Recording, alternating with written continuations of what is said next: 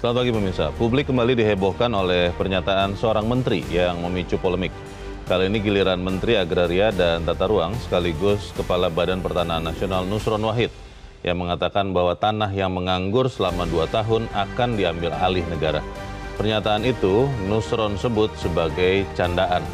Namun banyak pihak menganggapnya tidak lucu dan tidak tepat mengingat masih banyak rakyat yang sedang bergelut dengan masalah tanah. Pemirsa, inilah editorial Media Indonesia di seri ini Kamis 14 Agustus 2025 dengan tema Candaan yang Tidak Lucu bersama saya Leonard Samosir. Dan Anda semua juga bisa ikut menyatakan pendapat Anda nanti dengan menelepon nomor 021 583 99 100. Dan pemirsa, pagi ini telah hadir bersama saya anggota Dewan Redaksi Media Group Arief Suditomo. Mas Arief, selamat pagi. Pagi Leo. Sehat-sehat Mas? Alhamdulillah. Tidak tersenyum karena tidak bercanda.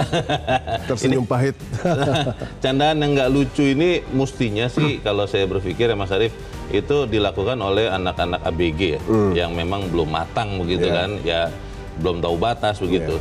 Tapi ketika ini adalah candaan dari seorang pembantu presiden, menjadi pertanyaan besar kita sebetulnya, apakah memang orangnya amat sangat jenaka sehingga dimanapun selalu bercanda atau seperti apa? Apa pesan yang mau disampaikan oleh editorial Media Indonesia? Ya, ini adalah sebuah pelajaran yang sekali lagi kembali lagi terjadi, di mana kita melihat bahwa apa yang dilakukan Presiden dalam upaya beliau untuk membangun sebuah narasi yang harusnya nanti diketahui, dipahami, dan pada akhirnya didukung oleh masyarakat dalam proses beliau untuk membuat berbagai macam kebijakan, itu kembali lagi didistract ya sama berbagai macam lontaran-lontaran yang sangat-sangat tidak sensitif terhadap situasi yang saat ini terjadi.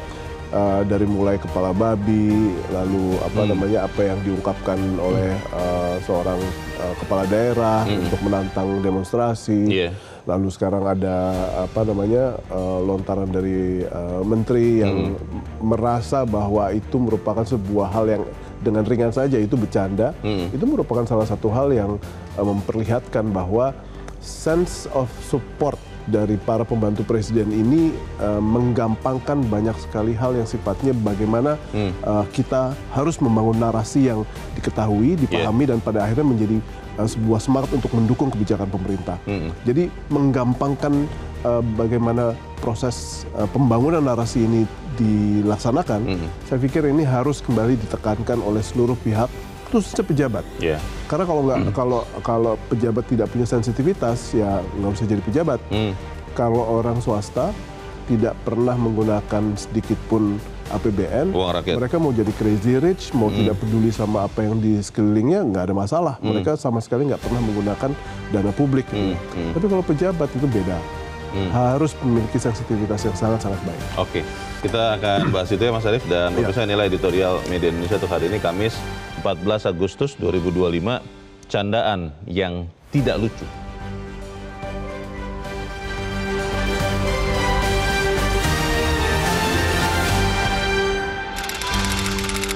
Candaan yang tidak lucu.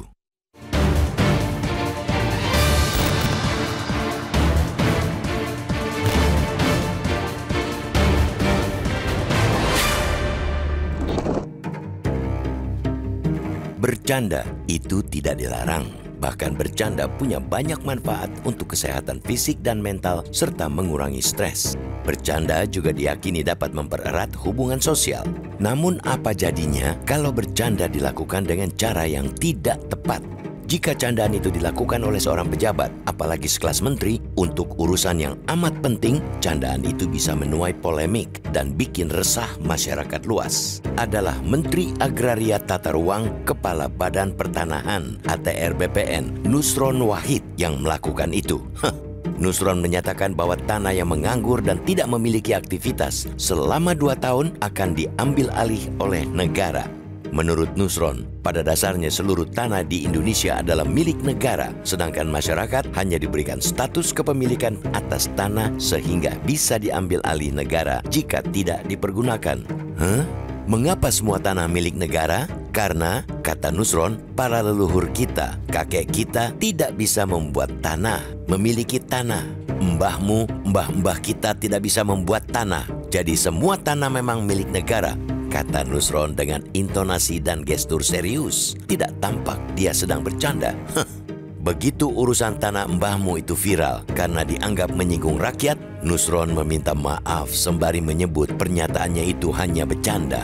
Tapi tentu publik menyebut candaan itu tidak lucu.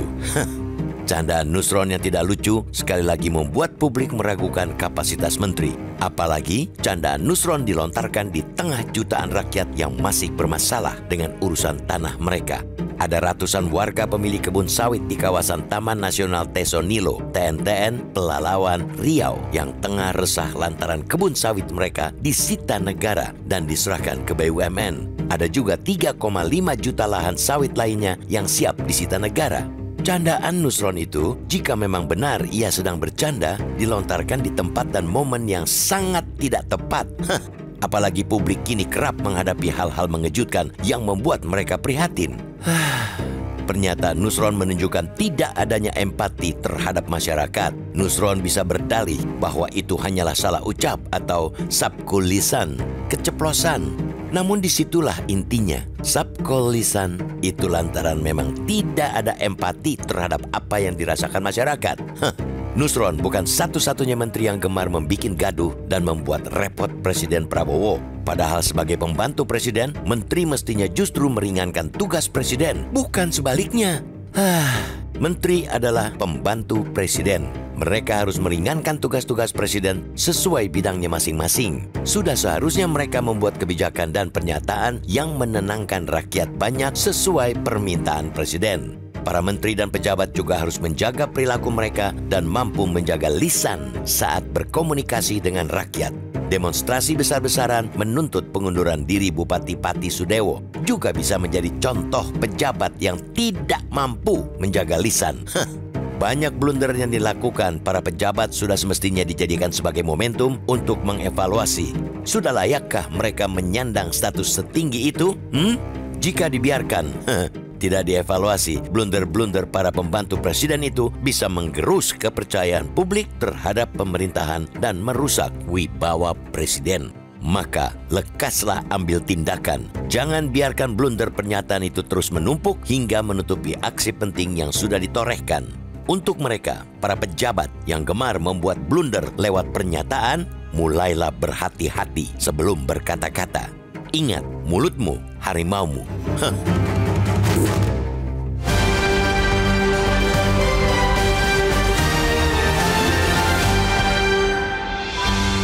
Di bagian berikut Anda bisa menyatakan pendapat Anda, pemirsa. Untuk saat ini tetaplah bersama kami.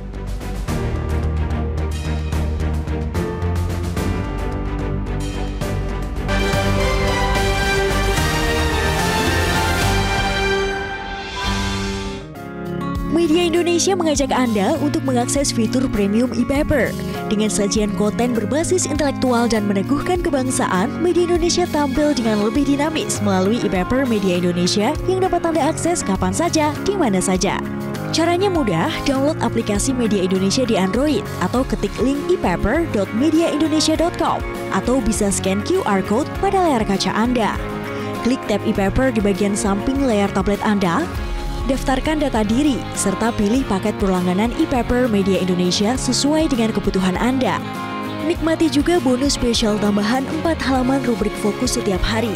Semua bisa Anda dapatkan hanya di e-paper Media Indonesia. Untuk informasi lebih lanjut, hubungi customer service di nomor 0811 1201 2018 atau kunjungi media sosial @mediaindonesia. Media Indonesia, referensi bangsa. Terima kasih Anda masih bersama kami pemirsa, dan sekarang kita akan mendengarkan dulu Mas Arief pendapat dari pemirsa Metro TV. Kali ini kita ada pemirsa Metro TV di Bekasi, Jawa Barat, Pak Ondo Silitonga. Pak Ondo, selamat pagi. Selamat pagi Bung Leo, selamat pagi Bung Arief. Selamat pagi Pak Ondo, silakan Pak pendapat Anda Pak. Halo. Iya, kasihan Mas Leo sama Mas Arief tuh, Prabowo ini kasihan. Pembantunya ini adalah yang ketiga yang minta maaf karena ngomong asal jeblak aja ya. Mulai dari TS, kepala babi masak saja, mbahmu nggak bisa membuat tanah. Ini aneh. Sebenarnya menurut penglihatan saya, gesturnya itu bukan candaan. Cuman karena diprotes orang dia sebut candaan. Dia lupa bahwa negara itu milik rakyat. Negara itu tidak punya tanah. Negara atau nenek moyang kita yang menyerahkan tanah kita untuk dikelola oleh negara. Terbalik tuh pola pikirnya. Jadi ini pelajaran nih buat Prabowo. Kalau mau mengadakan reshuffle, calon menterinya dicek dulu lidahnya kepanjangan apa tidak. Demikian, terima kasih. Oke, terima kasih Pak Ondo Silitonga di Bekasi, Jawa Barat untuk pendapat Anda. Selamat pagi Pak. Dicek dulu spesifikasi mungkin ya atau kredibilitas. Bagaimana Mas Arief? Saya pikir kredibilitasnya baik ya, tetapi kan sekarang apa artinya kredibilitas tanpa kemampuan atau skill untuk bisa berkomunikasi? Karena menjadi pejabat itu kan memiliki beban yang sangat-sangat berat untuk bisa membuat publik mendukung dia. Bagaimana caranya publik mendukung dia kalau publik tidak mengerti dia? Atau bagaimana caranya dia akan didukung kalau publik tidak suka sama dia? Ini kan merupakan salah satu hal yang harus dipahami. Jadi kalau misalnya sekarang mereka sibuk dengan berbagai macam hal yang sifatnya tugas-tugas, ya sekarang sudah waktunya mereka sudah harus memahami bahwa sebuah narasi besar yang lagi dibangun oleh presiden untuk didukung oleh publik, itu ya didukung sama mereka. Jangan dimentahkan, jangan pada akhirnya mereka justru menjadi beban karena mereka dibenci oleh publik karena mereka asal ngomong. Jadi itu yang pada akhirnya harus kita ingatkan kembali, kita hadir di sini, jangan pernah bosan untuk mengingatkan mereka bahwa mereka punya beban yang sangat-sangat penting untuk bisa berkomunikasi dengan baik. Nah, itu pertanyaan soal benar nggak bercanda? Kalau tadi Pak Ondo mengatakan, Mas Arief, kalau dari wajahnya itu tidak bercanda, itu serius. Dan kemudian setelah itu minta maaf, lalu dibungkus dengan mengatakan ini bercanda. Nah ini kan soal benar bercanda, benar salah bicara dari awal itu kan penting untuk kita perjelas. Bagaimana Mas? Ya, kadang-kadang kita harus bisa menyelami ya. Beberapa orang itu memang memiliki alam pikir yang memang sudah negatif dari awal atau memang menggampangkan gitu ya. Itu spektrumnya sangat beda gitu ya. Nah, kalau orang-orang yang memang memiliki semangat untuk konfrontatif, itu mereka PR-nya akan jauh lebih berat lagi. Tapi kalau ada orang-orang yang menggampangkan, saya pikir memang nggak terlalu berat, tapi ini kebijakan negara loh. Ini sebuah narasi besar yang pada akhirnya harus didukung oleh seluruh publik Indonesia kepada apa yang sekarang lagi dibangun dalam bentuk berbagai macam kebijakan. Karena kebijakan itu kan belum tentu menyenangkan semua orang. Buat orang-orang yang tidak senang dengan kebijakan tersebut, gimana caranya paling tidak mereka diam, mereka tidak memberikan perlawanan yang signifikan. Jadi ini yang pada akhirnya harus menjadi bagian dari sensitivitas mereka untuk paham. Baik, kita harus jeda dahulu Mas Arief dan pemirsa tetaplah bersama kami. Editorial Media Indonesia segera kembali.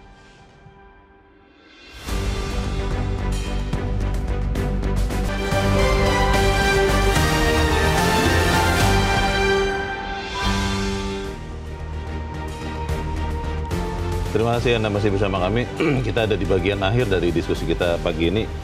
Mas Arief, saya berusaha mengingat pepatah lama ya, yang mengatakan gajah mati meninggalkan gading, harimau mati meninggalkan belang. Kalau kita mati, yang kita tinggalkan adalah lisan kita. Nah, bagaimana kita bisa mengingatkan terutama para pembantu presiden supaya tidak lagi melakukan hal-hal yang malah bisa mengganjal presidennya? Ya, dengan cara mendiskusikannya di hadapan publik. Karena banyak orang yang tidak pernah bisa belajar apabila mereka tidak diberikan sebagai sebuah kesaksian yang pada akhirnya harus dijadikan bahan pelajaran buat mereka. Kesaksian kita lah yang pada akhirnya menjadi bahan pelajaran buat mereka untuk tidak lagi mengulangi atau memperbaiki apa yang menjadi beban mereka untuk bisa berkomunikasi dengan publik secara lebih baik. Itu yang pada akhirnya harus kita laksanakan. Kita di sini tidak untuk mendiskreditkan, kita di sini tidak untuk membenci, tapi kita di sini untuk menganjurkan mereka untuk bisa berkomunikasi lebih baik. Mereka sudah berada di sebuah platform yang sangat-sangat tinggi. Kita tempatkan dia di sebuah tempat yang sangat tinggi. Seharusnya orang yang berada di platform yang sangat tinggi itu harus dihormati. Dan kalau dia tidak dihormati, bagaimana caranya mereka bisa mendukung narasi besar yang akan dibangun oleh presiden, cita-cita besar yang harus diwujudkan, karena kan selalunya kita dengar ya, apa yang presiden ungkapkan adalah bagaimana pembelaan dia terhadap rakyat kecil, lalu bagaimana semangat patriotisme itu harus dibangun, kebencian dia terhadap koruptor, itu kan sebenarnya harus merupakan semangat yang harus didukung dalam bentuk berbagai macam kebijakan dan narasi yang sama gitu.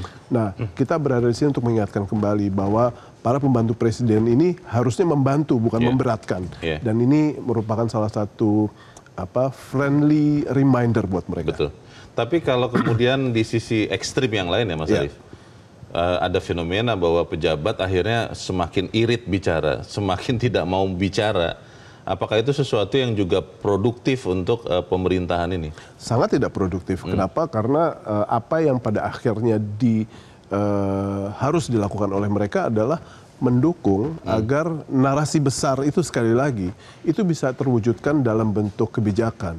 Kebijakan itu kan tidak bisa digulirkan tanpa komunikasi. Apabila mereka melakukan pemboikotan terhadap komunikasi tersebut, sama halnya mereka melakukan sabotase terhadap apa yang presiden ingin lakukan. Jadi itu yang pada akhirnya harus dipahami sekali lagi bahwa berkomunikasi itu ya berkomunikasi, bukan berkomunikasi itu sama dengan tidak berkomunikasi. Itu merupakan salah satu hal yang mereka harus pahami. Dan kemudian juga harus berhati-hati melihat tempat, melihat sikon. Kalau memang tidak perlu, ya tidak usah bercanda lah ya. Ya, betul. Itu sensitivitasnya diasah lebih tajam lagi. Baik, kita berharap apa yang kita sampaikan di sini, Mas Arief, juga menjadi bahan pertimbangan ya. Karena kita adalah bagian dari rakyat yang ingin para pemimpinnya bisa bertindak atau bisa bercanda dengan lucu. Mas Arief Suditomo, terima kasih sudah hadir tempat ini. Selamat pagi, Mas. Pemirsa, setiap pejabat publik memiliki tanggung jawab untuk menjaga lisan dan sikapnya, terutama saat berbicara tentang hal-hal yang menyangkut hidup dan penghidupan masyarakat. Candaan yang tidak tepat hanya akan menggerus kepercayaan publik dan merusak wibawa pemerintah. Saatnya para pembantu presiden berhati-hati dalam berkata-kata dan lebih mengutamakan empati. Karena seperti kata peribahasa, mulutmu harimaumu. Saya Leonard Samosi berterima kasih Anda sudah menyimak editorial Media Indonesia 1 pagi ini.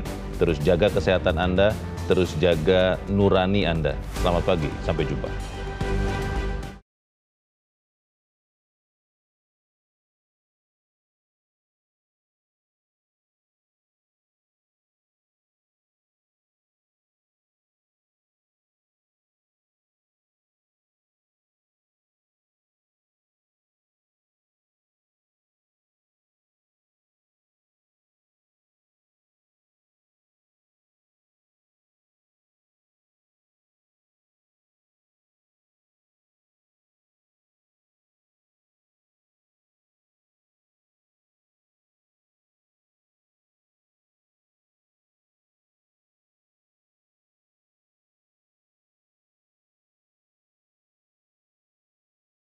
Jelajahi cara baru mendapatkan informasi. Download Metro TV Extend sekarang.